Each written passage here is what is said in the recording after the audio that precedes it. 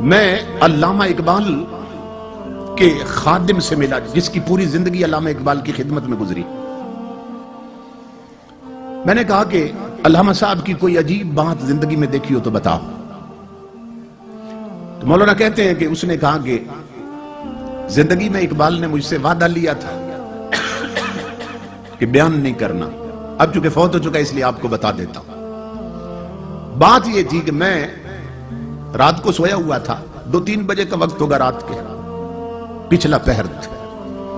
علامہ اقبال نے مجھے آ کے جگایا، کہنے لگا میرے ایک خاص مہمان آئے ہیں، جاؤ ان کے لیے لسی لے کے آؤ، تازہ لسی بنوا کے لا۔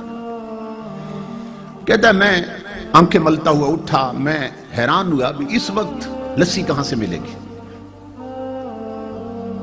اور مہمان کون آیا اس وقت۔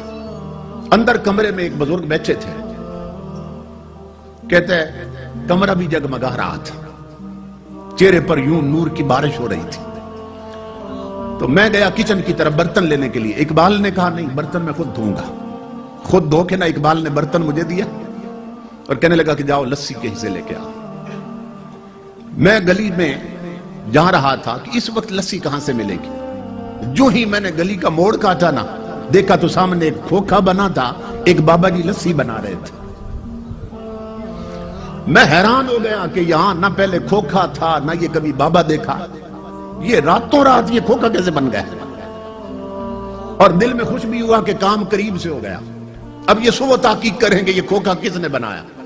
کہتا ہے میں نے نا انہیں کہا، میں نے کہا 2 جار کے علاج مجھے لسی بنا دے۔ انہوں نے لسی بنا کے دی۔ میں نے ان بزرگوں سے کہا، میں نے کہا کتنے پیسے ہیں؟ تو مسکرا کر فرمانے لگے، کہنے لگے لے جاؤ، اقبال سے ہمارا معاملہ چلتا رہتا ہے۔ کیا بات۔ کہتا میں بڑا حیران ہوا، یہ اقبال کو بھی جانتے اور میں انہیں نہیں جانتا۔ خیر میں لسی لے آیا، اقبال نے برتن پکڑا، کہنے لگا بیٹھو اپنے کمرے میں۔ لے گئے، لسی مہمان کو پیش کی۔ اب میں اگلے حکم کا منتظر تھا کہ مہمان رات ٹھہریں گے یا جائیں گے۔ تھوڑی دیر کے بعد مجھے آواز آئی کہ مہمان اٹھ کھڑے ہوئے۔ اقبال دروازے تک چھوڑنے گیا، بغل گیر ہوئے، مان کا کیا اور دروازے سے باہر نکلے۔ وہ کہتا ہے میں بھی دوڑ کے نکلا۔ میں نے کہا کہ آپ علامہ صاحب آرام کریں، میں دروازے بند کر دیتا ہوں۔ علامہ صاحب اندر چلے گئے۔ وہ نوکر کہتا ہے اللہ کی عزت کی قسم لوگوں، جب میں نے باہر جھانکا نا، آدھی رات کو آئے اور آدھی رات کو جا رہے ہیں، یہ مہمان ہے کون؟ تو میں دیکھ کر حیران ہو گیا کہ اس مہمان نے ایک قدم اقبال کے دروازے سے اٹھایا اور دوسرا قدم گلی کے آخری کونے پہ رکھ دیا اور غائب ہو گئے۔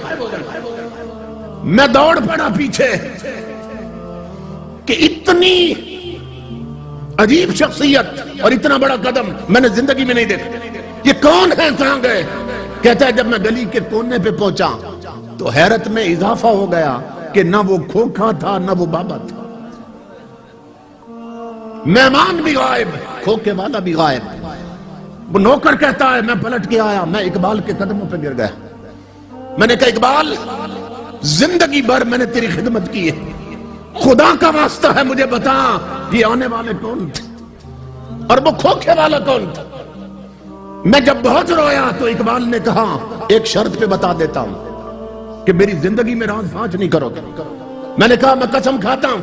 اقبال نے کہا سن میرے دوست، اللہ کی عزت کی قسم، جو آئے تھے وہ غریب نواز تھے اور کھوکھے والے داتا علی حجویری تھے۔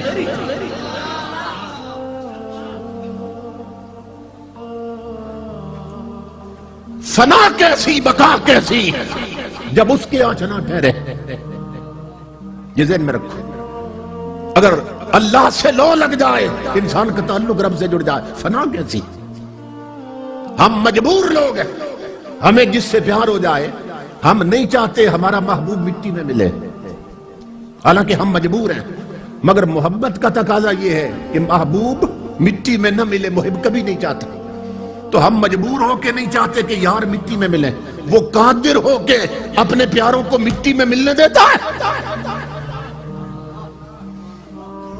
فنا کیسی بقا کیسی جب اس کے آنچ نہ ٹھہرے، کبھی اس گھر میں آ نکلے کبھی اس گھر میں جا ٹھہرے۔